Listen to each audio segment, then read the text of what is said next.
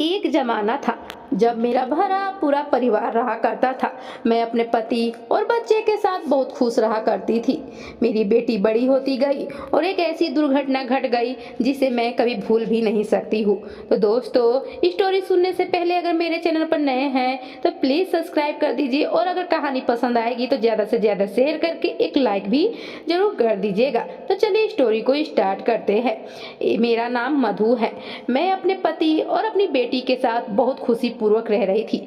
मेरे पति अपनी बेटी के लिए बहुत अरमान, बहुत सपने संजोए हुए थे। मुझे और मेरे पति को मेरी बेटी के साथ रहते रहते अब करीब लगभग 25 साल हो चुके थे। मैं अपने बेटी की शादी भी कर दी थी। वह भी मेरी ही तरह बहुत ही अच्छे अच्छे खाना बनाया करती थी। वैसे तो मुझे भी खाना बनाने में बहुत ही दिलचस्पी था। मेरे हाथ का खाना बनाया हुआ कई कई लोग अगर एक बार टेस्ट कर लेते थे तो भूलते नहीं थे। अब मेरी बेटी शादी कर चुकी थी। मेरी बेटी दामाद घूमने कहीं जा रहे थे और वह हरदम घुमा करते थे। ऐसे तो मुझे भी हमेशा साथ में ले जाया करते थे, क्योंकि मेरी कोई भी संतान बेटा नहीं था, कोई भी औलाद, बस मेरी इकलौती बेटी ही थी जिसकी मैं शादी बहुत अच्छे घर में की थी। मैं और मेरे पति अकेले ही इस छोटे से शहर में रह रहे थे, लेकिन मेरी बेटे दामाद कहीं पर भी जाते तो मुझे भी घूमने के लिए कहते थे। इसलिए मैं और मधु के पापा हम दोनों घूमने अपने बेटी दामाद के साथ जाया करते थे। लेकिन मुझे नहीं पता था कि ये घूमना फिरना मेरे लिए बहुत ही मुसीबत ला देगा। मेरे सिर के ऊपर पहाड़ टूट पड़ेगा। ये घूमना फिरने का प्लान हम बना ही रहे थे और हमें कुछ भी पता नहीं था कि मेरे साथ ऐसी अनहोनी हो जाएगी। कभी सपने में भी नहीं सोचा था।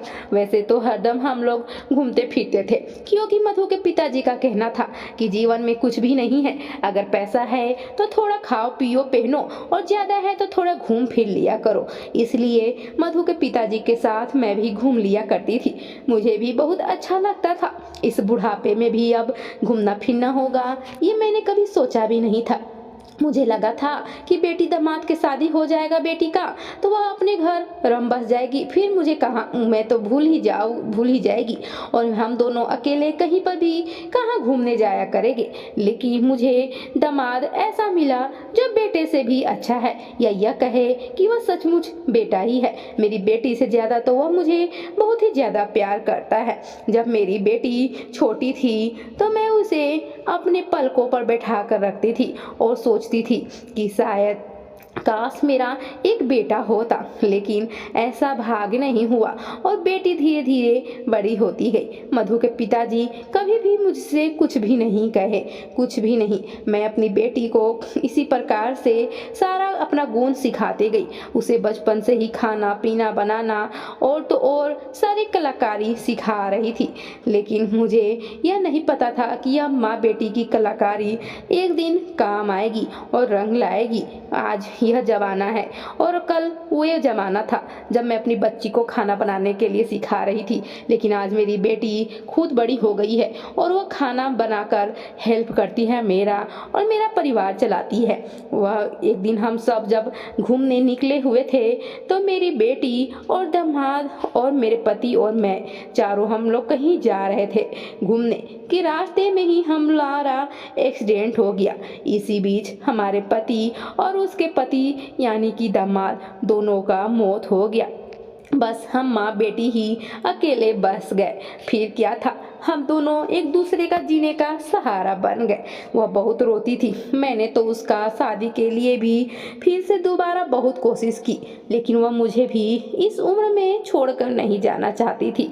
इसलिए हम माँ बेटी दोनों मिलकर बहुत अच्छे अच्छे खाना बनाते थे और उसका सर्विसिंग करते थे। वहाँ पर होटल में या लंच में पैक करके हम लोग देते थे, जिससे हमें पैसे मिलते थे और मेरा रोजगार हमारा बहुत अच्छे से चल रहा था। हम तो एक खुद का अपना होटल या रेस्टोरेंट खोलने के लिए सोच रहे थे, लेकिन बेटी ने मुझे मना कर दिया। बोला कि माँ, हमारा तो इतने में ही गुजारा हो जाता है, फिर ज़्यादा वक्त गुजारा बिताने से क्या फ़ायदा है। मैं भी कभी भी अगर शांति से बैठती तो अपने पति के बारे में सोचती थी कि भगवान जी की भी क्या मर्जी थी कि इन्हें अपने पास बुला लिए और इनके साथ साथ मेरे बेटी का भी जिंदगी उजड़ गया। मैंने तो कभी सपने में भी नहीं सोचा था, लेकिन क्या करे, भगवान का यही मर्जी था।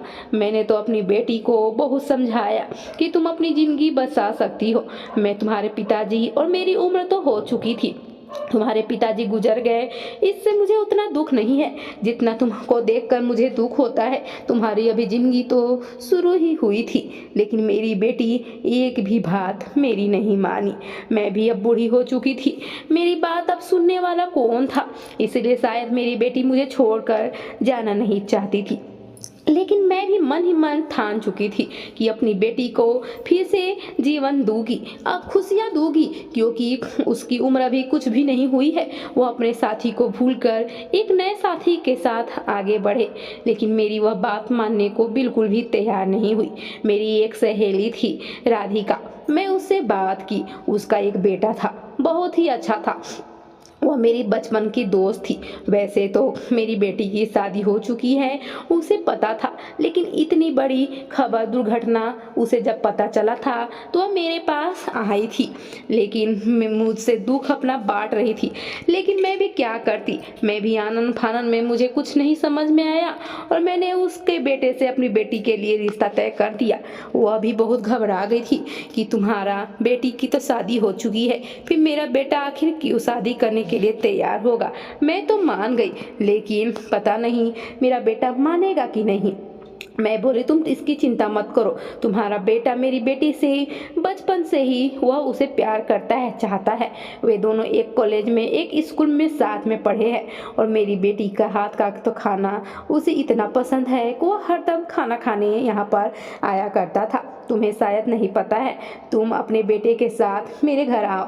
मैं भी बहुत खुश थी अगले दिन, क्योंकि राधिका अपने बेटे के साथ मेरी बेटी के लिए रिश्ता लेकर आने वाली थी। मैं बहुत अच्छे अच्छे खाना बना रही थी। यह सब देखकर मेरी बेटी चकित थी कि माँ आज किचन में सुबह से लगी हुई है, पता नहीं इतना सारा अच्छा अच्छा खाना व्यंजन क्यों बना रही है, और वे भी यह सब तो जाना पहचाना व्यंजन लगता है। जब मेरी बेटी यह सब पर ध्यान दी तो उसे पता चला माँ प्रकाश आ रहे हैं क्या। तब मैंने बताया, हाँ राधिका अपने बेटे प्रकाश के साथ आ रहे हैं, तुम्हारे लिए मैंने रिश्ता तय किया है।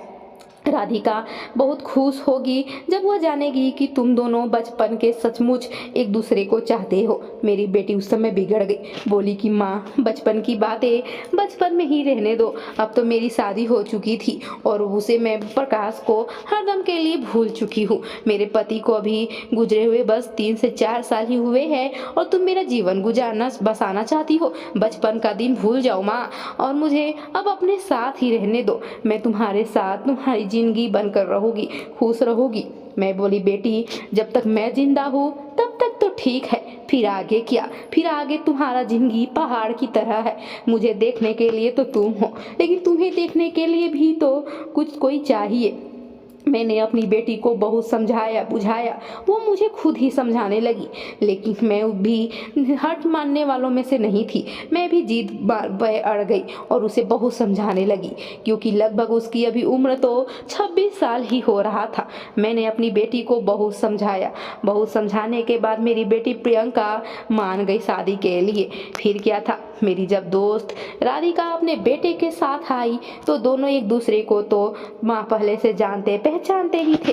बातें शुरू हो गई और बातें करते करते पता नहीं कब वे दोनों का रिश्ता फिक्स हो गया, मुझे पता ही नहीं चला। यह सब देखकर मेरी दोस्त राधिका भी बहुत खुश हो गई थी, क्योंकि राधिका को तो पहले से ही नहीं पता था। लेकिन राधिका कहीं ना कहीं यह भी सोच रही थी कि मेरी बहू तो आ जाएगी, जो ये लड़की है मेरी दोस्त है उससे उसकी बेटी है, लेकिन फिर भी कहीं ना कहीं तो वह दुआ है। उसके पति को गुजरे हुए बस 3 साल ही हुए हैं, कहीं इसका पैर तो खराब नहीं है।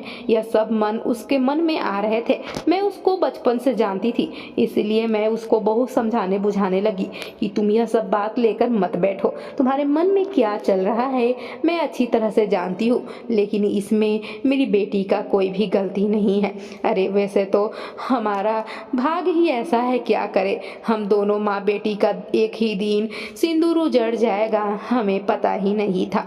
हम तो सफ़र पे निकले थे अच्छे के लिए, लेकिन वहाँ पर ऐसी दुर्घटना हो जाएगी और हमें बचाने के लिए हमारे पति और मेरे बेटे के पति दोनों का देहांत हो गया। वहाँ हमें सेफ रखने के लिए अपने खुद को कुर्बान दे दिए तुम। लेकिन इसकी टेंशन बिल्कुल भी मत करो।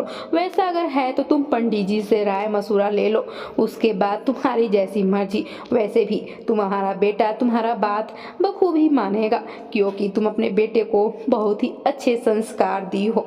तुम्हें विश्वास नहीं है तो अपने बेटे से ही पूछ लेना, वे तुम्हारे खिलाफ शादी नहीं करेगा।